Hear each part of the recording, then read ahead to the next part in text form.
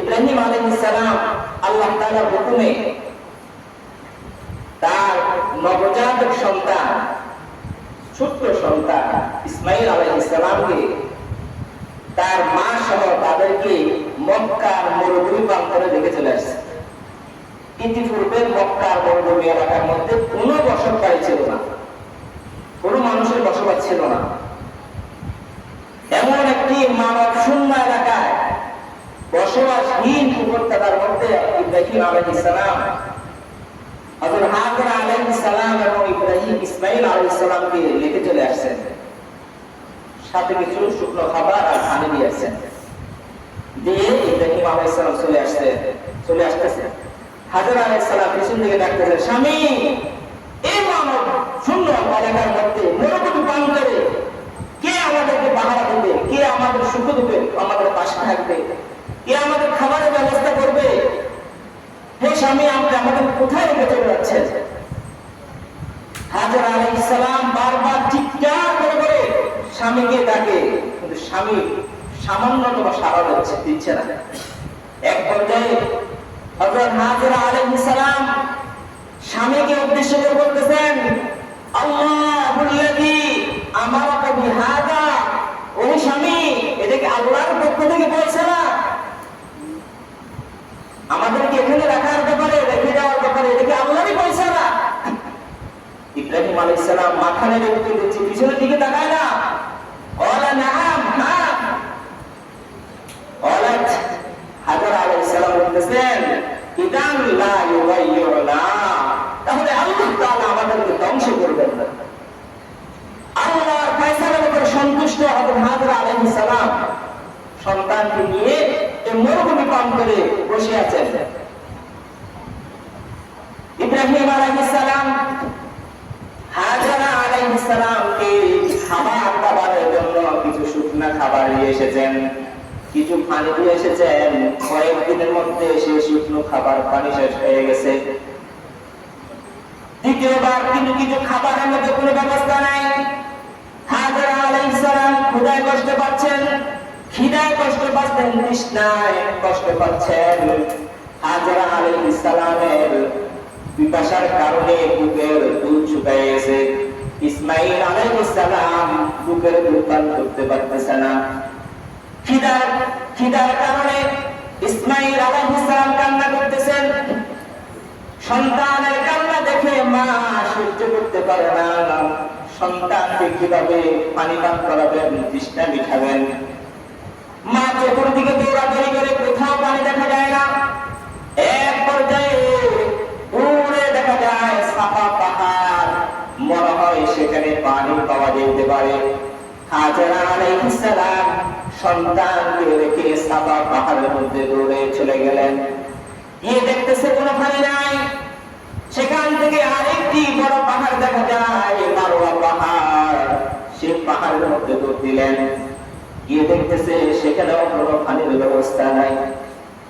আবার হঠাৎ করে মনে করে সন্তানের কথা। ছোট্ট সন্তানকে একা একা রেখে আসছেন, না জানি বাঘে খেয়ে ফেলে, না জানি কোনো হিংস্র জানোয়ার সন্তানকে গিলে ফেলে। দৌড়ে আসে আবার সন্তানের কাছে। সন্তানের কান্না দেখে মা সহ্য করতে পারে না, আবার চলে যান সাফা পাহাড়ে, মারওয়া পাহাড়ে। এভাবে সাফা মারওয়া পাহাড়ে একবার দুইবার নয়, 7 বার হাজরা আলাইহিস সালাম পানি তালাশ করতে গিয়ে 7 বার অতিক্রম করেছেন। এখনো পর্যন্ত যারা হজে যায়, এই সাফা মারওয়া 7 বার চক্কর দেওয়া ওয়াজিব। যদি 7 বার চক্কর না দেয় তাহলে তার হজ সম্পূর্ণ হবে না। সেই ইতিহাস কার সাথে সম্পৃক্ত? হাজরা আলাইহিস সালামের সেই দৌড়ের সাথে সম্পৃক্ত। এভাবে 7 বার অতিক্রম করার পর হযরত হাজরা আলাইহিস সালাম সন্তানের কাছে আসলেন। রব্বানা ইন্নী আসকানতু মিন যুররিয়্যাতি বিওয়াদিন গায়রি যী যার'ইন 'ইনদা বাইতিকাল মুহাররম। হে আল্লাহ, আমি আমার পরিবারের পক্ষে মক্কা অনুর্বর মানব শূন্য এলাকার মধ্যে রেখে আসছি। রব্বুল আলামিনের কাছে ইব্রাহিম আলাইহিস সালাম দরখাস্ত করে দিয়েছেন। আল্লাহ পাক রব্বুল আলামিনকে সন্তুষ্ট করার উদ্দেশ্যে ইব্রাহিম আলাইহিস সালাম সেই কাজ করেছেন। যে ইব্রাহিম আলাইহিস সালাম আল্লাহকে সন্তুষ্ট করার জন্য সন্তানের ভালোবাসাকে বিসর্জন দিয়েছেন। আল্লাহ পাক রব্বুল আলামিন কি ইব্রাহিম আলাইহিস সালামকে নিরাশ করবে? হ্যাঁ, যে আল্লাহকে ভালোবাসতে গিয়ে সন্তানকে বিসর্জন দিয়ে আসছেন, ওই বিসর্জনের কারণে ইব্রাহিম আলাইহিস সালাম কি তার সন্তানকে ধ্বংস করে দিবেন, নাকি তাদের হেফাজতের দায়িত্ব আল্লাহ তাআলা নেবেন? হ্যাঁ, অবশ্যই আল্লাহ তাআলা হেফাজতের দায়িত্ব গ্রহণ করেছেন। ইসমাঈল আলাইহিস সালাম কান্না করেন, ছোট বাচ্চা এভাবে পা নেড়ে নেড়ে কান্না করে পায়ের গোড়ালে আঘাতে জমিনের মধ্যে ধাক্কা মারে।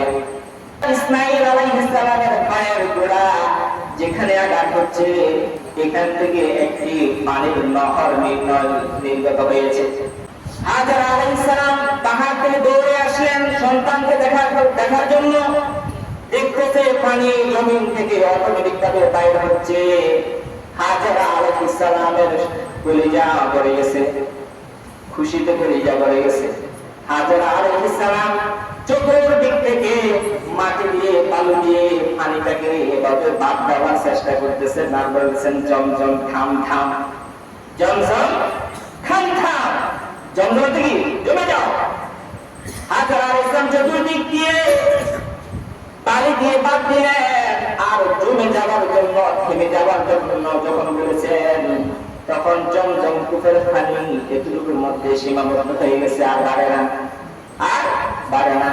রাসূল সাল্লাল্লাহু আলাইহি ওয়াসাল্লাম বলেন, সেদিন যদি হাজার আলাইহিস সালাম পানিকে জমজম না বলতেন, থামতে না বলতেন, তাহলে এই ঝর্ণা প্রবহমান ঝর্ণায় পরিণত হয়ে যেত। বলেন সুবহানাল্লাহ। গোটা মক্কা নগরী পানিতে ভেসে যেত যদি না থামাইতে।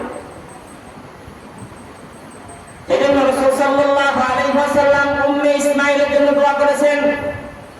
قال رسول الله صلى الله عليه وسلم يرحم الله أم إسماعيل।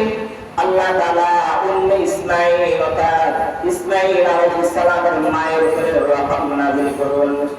লাউ তারাক্তা জমজম, তুমি যদি জমজমকে তরক না করতেন, বাধা না দিতেন, আও ক্বালা লাউ লাম তাগরিফ মিনাল মা, অথবা পানিকে থামার জন্য নির্দেশ না দিতেন, লাকানাত জমজম আইনাম মাইনা, তাহলে এই ঝর্ণা প্রবহমান ঝর্ণায় পরিণত হয়ে যেত।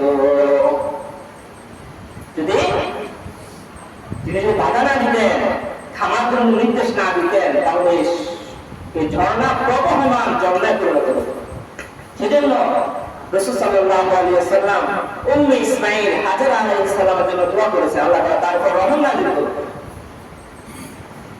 তাহলে এই জমজম প্রতিষ্ঠিত হওয়ার মধ্যে ইসমাঈল আলাইহিস সালাম হাজার আলাইহিস সালামের ত্যাগ প্রতিজ্ঞা রয়েছে।